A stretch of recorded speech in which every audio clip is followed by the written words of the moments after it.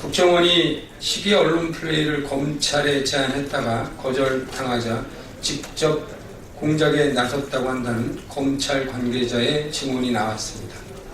국민에게 잘못된 정보를 전하게 하면서 여론을 조작하려는 의도가 명백히 밝혀진 마당에 국정원이 즉각 사실관계 확인 작업에 착수했다고 하는데 그 결과를 얼마나 믿을지 국민들은 아무도 없습니다.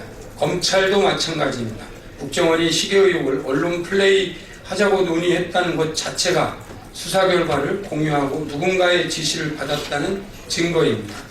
논두렁에 버렸다는 사실도 아닌 것을 주요 쟁점으로 부각시키며 여론을 호도하겠다는 추악한 의도가 밝혀졌습니다.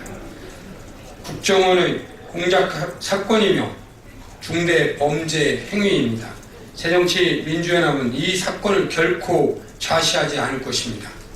관련 상임위를 긴급 소집해 사실관계를 밝히겠습니다. 특히 국정원과 검찰은 국가정보 기밀이라며 좀처럼 자료를 제출하지 않고 있는 전례가 이번만큼은 통하지 않을 것임을 지적하며 국정원 및 검찰은 국회의 자료 요구에 적극 답해야 할 것입니다.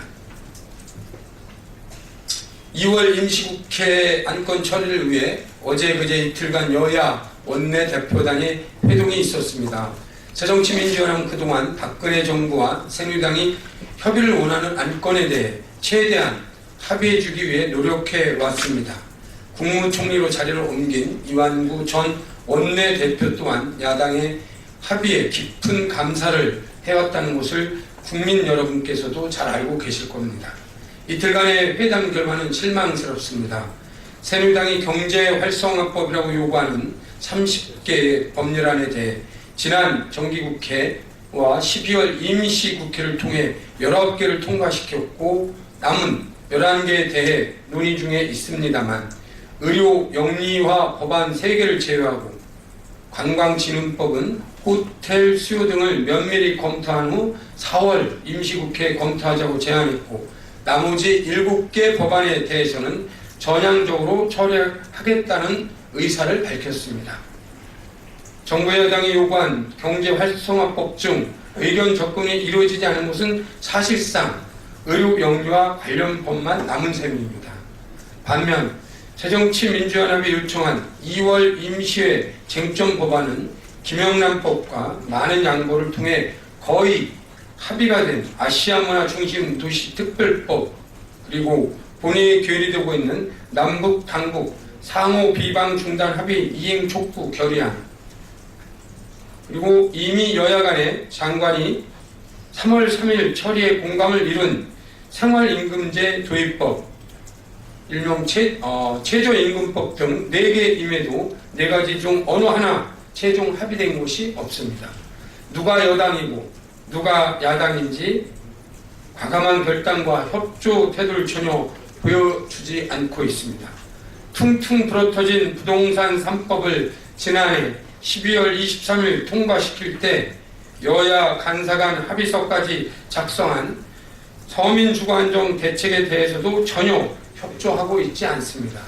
합의서에는 2월 국회에서 주거급여를 확대하는 주거복지기본법과 주택임대차 분쟁조정위원회를 설치해 전월세 전환율을 신속히 정하도록 하는 주택임대차 보호법을 개정하기로 약속했습니다. 책임있는 여당이라면 합의사항 이행을 위해 노력해야 합니다. 서민주거안정법 통과를 위해 노력해야 합니다. 새누리당은 가짜 경제활성화법만 목을 메고 야당이 제안하는 민생법안은 관심조차 없습니다. 새누리당은 입만 열면 야당이 발목 잡는다고 비난해 왔는데 이번만큼은 제발 여당이 야당의 발목을 잡지 말 것을 당부드립니다. 국민이 먼저이고 민생을 위한 입법이 우선입니다.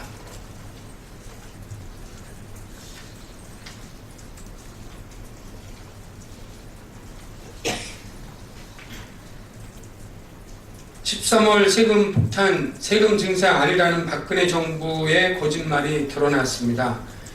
공급생활자들의 연말정산 결과가 나오고 있습니다. 혹시나 했더니 역시나였습니다.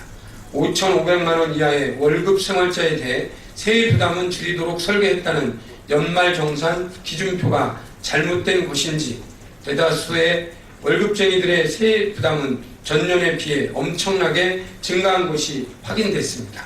서민 증세는 아니다라는 박근혜 정부의 거짓말이 드러났습니다.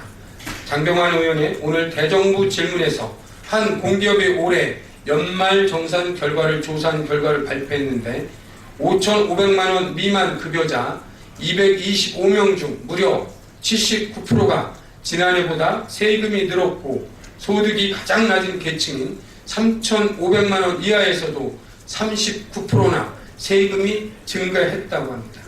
13월에 세금 폭탄에 대한 박근혜 정부의 사과를 촉구하며 새정치민주연합이 발의한 직장인 세부담 절감을 위한 소득세법 개정안을 조속히 통과시킬 것을 정부와 여당에 촉구합니다. 새정치민주연합의 소득세법 개정안은 서민 부담이 가장 큰 항목인 의료비와 교육비의 세액 공제율을 현행 15%에서 20%로 인상하고 근로소득 공제를 70%에서 80%로 환원하는 것입니다. 이번 개정안의 혜택을 작년 세금에도 소급 적용하는 것도 적극 검토하고 있다는 말씀 드리겠습니다. 어제 해외 자원개발 진상규명 국정조사의 첫 번째 일정인 기관보고를 마쳤습니다. 석유공사와 가스공사, 광물자원공사 등 에너지 공기업과 산업통상자원부를 비롯하여 기획재정부 등 정부 부처에 대한 기관보고를 통해 여러 가지 새로운 사실이 밝혀졌습니다.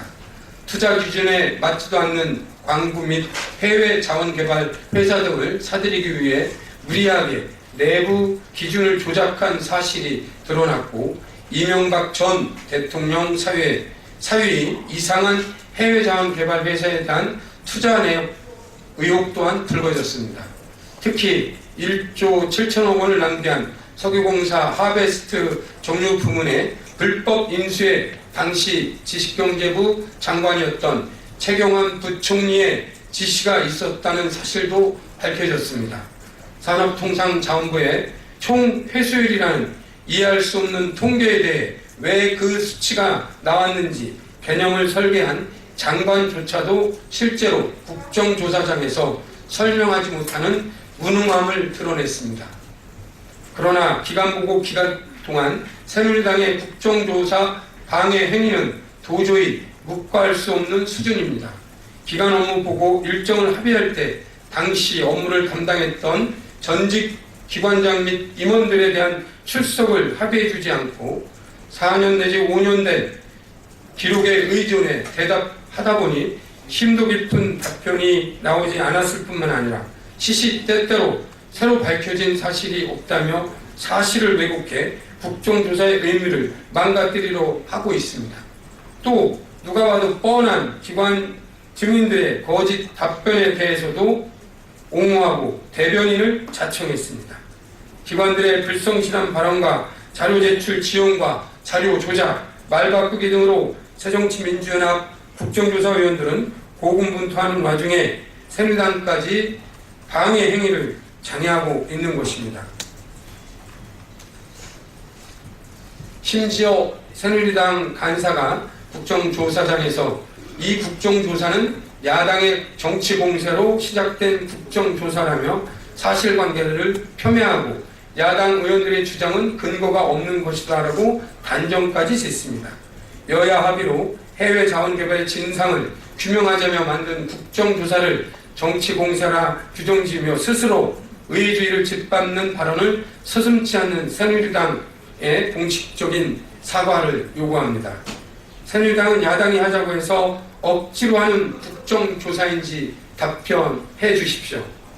새누리당 간사는 또한 한 언론 인터뷰에서 이런 국정조사를 왜 하는지 어이가 없다. 이런 식의 국정조사를 하면서 유난을 떨 필요가 있겠는가 회의가 든다. 라고 말했습니다. 그렇게 하기 싫으시면 국정조사위원을 사직하면 됩니다. 앞으로 기관별 청문회 및 종합청문회가 예정되어 있는데 증인 및 일정 합의가 벌써부터 걱정입니다. 새누리당은 이제 국정조사에 남은 조사에 성실하게 임해줄 것을 당부드립니다. 상상할 수 없는 혈세를 낭비한 석유공사 하베스트와 광물자원공사 볼레오는 실패가 아니라 범죄라는 사실이 밝혀졌습니다. 남아있는 국정조사 기간 동안 얼마나 많은 혈세가 낭비했고 얼마나 많은 절차적 하자가 있었는지 하나하나 점검해 국민 여러분께 의혹에 대해서 명명백백하게 밝혀나가겠습니다. 이상입니다.